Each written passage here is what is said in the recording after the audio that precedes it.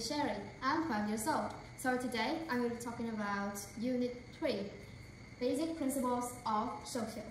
Okay, so now we're all living in one Earth, so it's great when we know about the geography of our world. So let's talk about the continents and oceans that we have on our world. Okay, so let's talk about the 7 continents first. So here I have a map that labels the 7 continents of the world.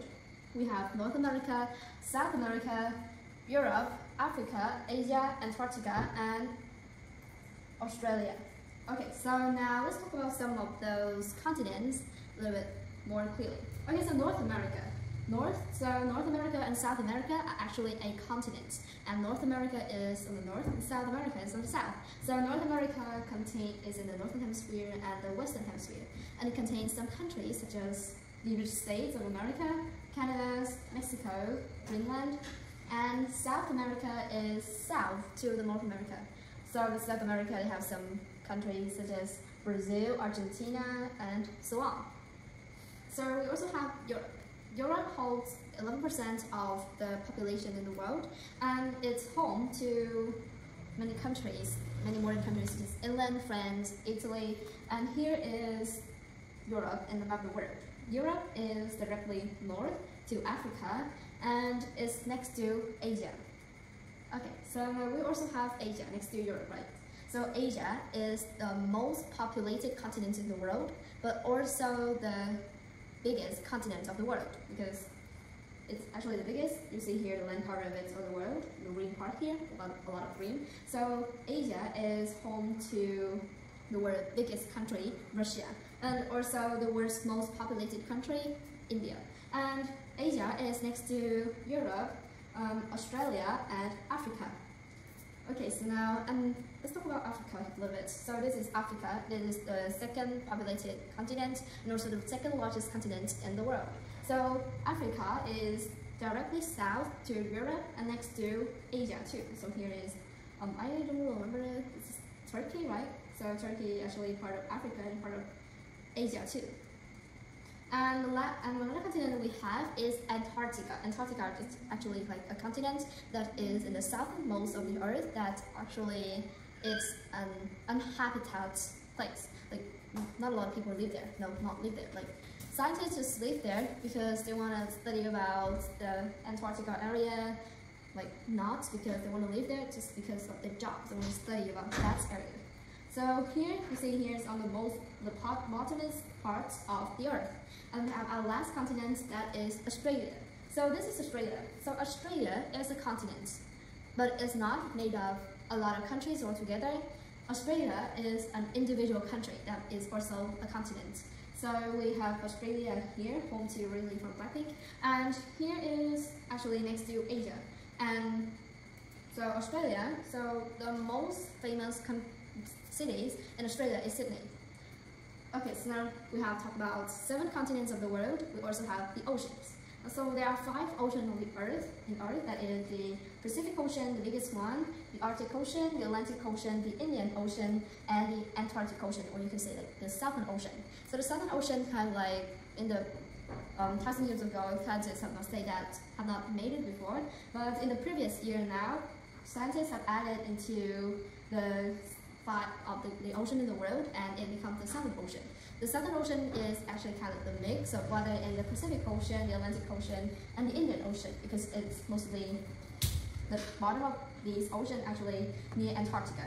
So it doesn't mix with the Arctic Ocean because Arctic Ocean is in the north, and the Southern Ocean is in the south. Like, do not touch each other because north and south they're far apart. Okay, so now some a little bit closely about these oceans. Here is the Pacific Ocean. So I have a world map here and the area that the Pacific Ocean covers. So the Pacific Ocean is the biggest and deepest ocean in the world. It actually kind of deep, and it meets with the North America and South America, Asia, and Australia. Okay, so next is the Atlantic Ocean. So here we have the part of the Pacific Ocean here, and here's the Atlantic Ocean.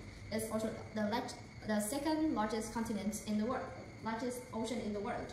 So it meets with Africa, Europe, North America, South America. And the Atlantic Ocean covers about 20% of the Earth's surface, more than oceans. So here we have it here. Here's the world map. Let's talk about the Indian Ocean. So Indian Ocean, kind of like a great name because Indian Ocean is next to India, and then the continent near India is Indian, kind of like that. So the Indian Ocean is the third largest ocean, which meets with the country Africa, Asia, and Australia.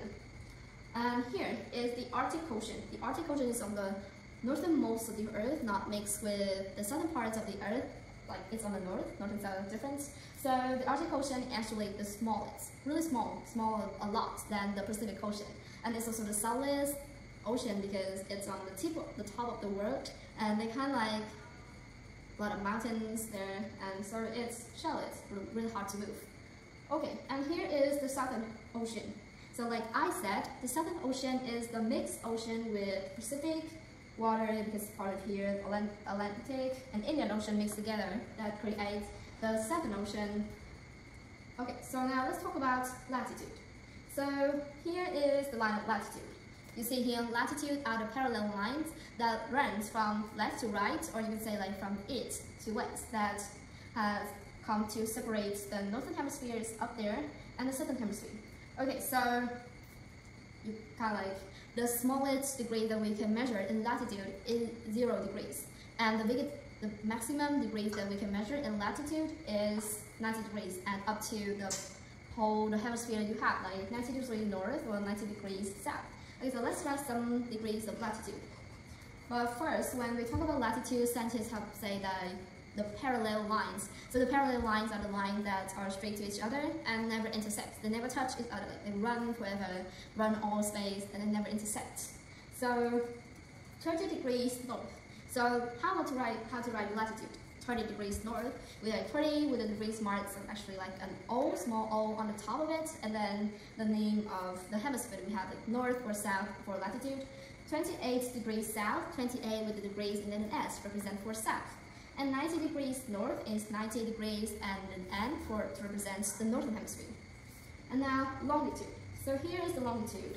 That it's not a parallel lines like the latitude, because they have the tip from the North Pole and the tip from the South Pole. Like they intersect at the end of the lines. Okay, so the smallest unit the smallest degree that we use to measure longitude is 0 degrees. That is the primary meridian, the international date line that has Italy, France, and England. And the maximum degree that we can use to measure longitude is 180 degrees. Okay, so now we have here how to write longitude. We have 120 degrees west, 120 with the degrees, and then a W represent for the western hemisphere. We have 42 degrees east, 42 with degrees and then east. E represent for the eastern hemisphere, and 180 degrees east, 180 with a degree mark, small here, and then east. Okay, so now let's talk about global address. So the global address, so the reason why we have the longitude and the latitude is that because to know about the global address. And the global address actually works like here. I have a line of longitude straight up there, and then a line of latitude have passed here. So where they intersect is the global address. Like, okay, so let's have some example of it. So here I have 10 degrees south and 120 degrees west. So 10 degrees south. So south is the southern hemisphere, south part of here, and then west is actually. So when we talk about 10 degrees south, 120 degrees west, I will know that it will be some place around here. So how to write? We always write latitude first and then longitude. So 10 degrees with south, and then we have a comma here, 110 degrees west. Another one. 25 degrees north, 34 degrees east. 25 with the degrees and then north, 34 with the degrees and east. Now let's talk about hemisphere. So hemisphere. Sphere is like a round shape, 300 degrees is or still round. So the hemis, the root word is from Greek, and that means half. So imagine hemisphere here. So hemisphere, half of a sphere is this. And scientists have divided our Earth into four hemispheres. That is the northern and southern hemisphere that is separated by the equator, and the western and eastern hemisphere which is separated with the prime meridian. Okay, so now let's talk about some of the hemisphere. So now we have the northern and southern hemisphere that is separated by the equator. So the northern hemisphere contains some continents such as Asia, Europe, a little bit of Africa, and mostly North America and a little bit of south of America. And how about the southern parts? So the southern hemisphere contains a little bit of Asia, like part of Indonesia or Philippines, I don't remember, and then Australia with mostly Africa and South America. Also, of course, Antarctica is on the bottom, the southernest of our Earth. And the prime meridian separated the western hemisphere and the eastern hemisphere. Like the prime meridian is on the international date line that we have. So on the eastern hemisphere, we have some countries such as Asia, Europe, mostly of Africa, Australia, and a little bit like half, maybe half or more than a half of the Antarctica. And for the western hemisphere, we have North America, South America, and then a little bit smaller than a half of Antarctica. Now let's talk about climate zone. Climate is the average temperature of a specific area. So now, climate zone, here's the zone. So we have 4 different kinds of climate zone. So we have the polar zone, the temperate zone, the subtropical zone, and the tropical zone. So let's talk about some of these zones really closely. So here's the polar zone. The polar zone is from north to the Arctic Circle and south to the Antarctic Circle. So the polar zone actually home to the North Pole and South Pole because third pole is unhabitat. So only scientists live there for discussing about science, study about anything that lives there. So it's kind of cold, 100% cold in all year round. Now we have the temperate zone that is from the Arctic Circle to the tropical of Cancer, or so the south part is from the Arctic Circle to the tropical of Capricorn. So the temperate zone, like its name, temperate, so it has 4 different seasons, and the 4 different seasons there are actually very different. Such as spring, flower blooms, summer is too hot, and fall, leaves fall with and for winter it's cold with snow, of course. And here is the tropical zone with the subtropical zone. So the subtropical zone actually also part of the temperate zone, but it's hotter a little bit because it's subtropical, like next to the tropical, the hottest zone in the world. So subtropical is called a little bit like the weather in Texas or Florida. And here's the tropical zone, one of the 2 popular zones in the world, with the weather here is all year round hot with rainfall, and the weather is muddy, sometimes it's hot, like the heat is scorching, really hot. Like my country in Vietnam is here, with also in the tropical zone. That's why when you come to Vietnam, you're from the temperate zone, like in America or Canada, and you come to Vietnam, I think you can't adapt it because the weather is too hot here. Okay, so now let's talk about parts of a map. So here I have a map with different labels in it, from mass scale to the compass. So what does the use of the features of a map? So here I have a compass. So this is a compass rod, which show the direction. So the compass rod, they have the cardinal direction, which tell us about the 4 main direction that we have is north, south, east, west. And intermediate direction that we have is like north, east, south, west, kind of like that. And we also have the map key. The map key is actually really important in a map because it tells us about the symbols, what the symbol represents, such as here. When we look at the map key, we see here an airplane is the airport we have here. So now when we look at the map, we will see here VTR with an airplane here that we know that in this place is an airport. And now we have a map scale which compare the real distance in the world with the real distance in the map. For example, so 1 centimeter on the map, so just from this to this, is 1 centimeter. So 1 centimeter on a map equals 1,000 centimeters in real life. And it's also the map scale, how much centimeters in the map represent for the real distance in real life based on what kind of map of each place that you see. So just here's just a state, so it's kind of like they zoom in a little bit small. But if you look at a map of the world, 1 centimeter will be even bigger than you see in the States. And then we also have the locator map, which is a bigger area, like zoom in a little bit so that you know it. So if you look at this picture about Louisiana, and I don't know where it is. So when I look at the locator map, you see here it's red there, and I know that it is part of America, one of the American states next to Texas. Now let's talk about types of map: physical, political, historical, and distribution map. So now let's talk about some of it closely. So we have the physical maps, tell about different physical features in a map or location. So here I have the physical map of the United States, tell about different kinds of landforms about it.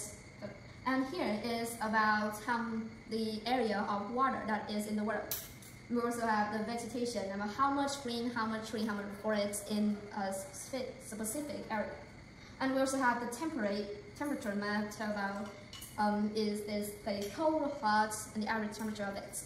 And we also have the evaluation. So actually tell how high, how low it's labeled because of the color. So each map is different. And when you look at the map, you also have to probably look at the mapping, because each map is different. They're not all say that, you know, like that. And we also have the political map, which tell about the man-made boundaries are of different countries, states, or cities. So the man-made boundaries. So for example, I have a map here of the United States. You see, for each state, they have the boundaries. But these boundaries, is this in real life? Of course not.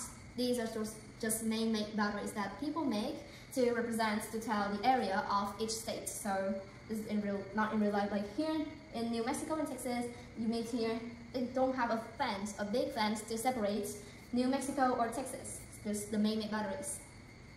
And we also have the historical map, like the area, maybe the area of the country in the past, such as in Vietnam, our country used to be bigger than now. Or maybe the way the enemy is attacked, like they attack more north, or maybe they attack from the south. And the distribution map tells about how things spread out, like maybe the COVID-19 pandemic. Maybe for the green parts is not a lot of coronavirus, but for the red parts, like a lot of coronavirus is there, kind of that. And now let's talk about 5 themes of geography. So when we study geography, we also have 5 things that we have to remember. So we have a location, such as here is someone called me, I'm in Peru, or I'm in China, kind of that. But I don't know his specific location. Maybe he was in Beijing or United States, near the Great Wall, kind of that. So, and then he said to me, he's north to the Himalaya mountain range. So here I have a Himalaya mountain range. So he's north to it, so that it will give me a more specific location of him. And we have place. So place is the different features that make that place special. Such as when I talk about Egypt, what do you first think of? I think a lot of you think of the pyramids, right? Or how about in France? What do you first think of when you talk about France? Maybe the Eiffel Tower. And how about in Sydney? When we talk about Australia, I think you probably first think about the Opera House. Maybe in the United States, when we talk about the United States, I think a lot of people first think about the Statue of Liberty. So that is the special things that make that place different from others. Because such as in the Statue of Liberty, is this in Vietnam, not in Africa, just only the real one, just only in New York City. And human environmental interaction, how the environment interacts with us, impacts with us, and how we impact the environment. And the movements from location to another, how the things spread out, how enemies attacked in the past, kind of that, and the region. So they share about different cultures, religion, beliefs, faults, kind of like that. And now let's talk about the primary sources and the secondary sources. So when we study about social, we have to have the sources, of course, where we're not predicting anything like that. So the primary sources is the piece of evidence created by someone at that time and that event, such as letters, diaries, original photographs. And the secondary sources is information created by someone that is not at that event, later on that event. So such as newspaper articles, textbooks, biographies, TV, documentaries. So that is the primary sources and secondary sources. So that's all of my about primary sources and secondary sources. So now here about timelines. So when you look at the timeline, it's actually like this map. Like we have BC, we usually see BC and AD. So BC stands for before Christ, and AD stands for Anno Domini. So BC actually just like -1, -2, -3, and AD is like +1, +2, +3. And we also say BCE with the before Common Era, or maybe CE is the common era.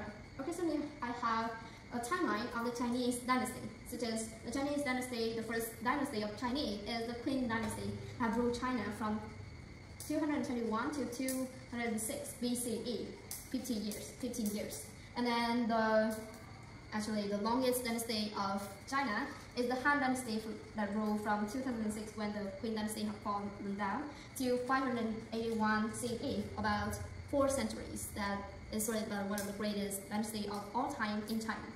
Okay, so that's all my presentation for today. Thank you for listening and bye everyone.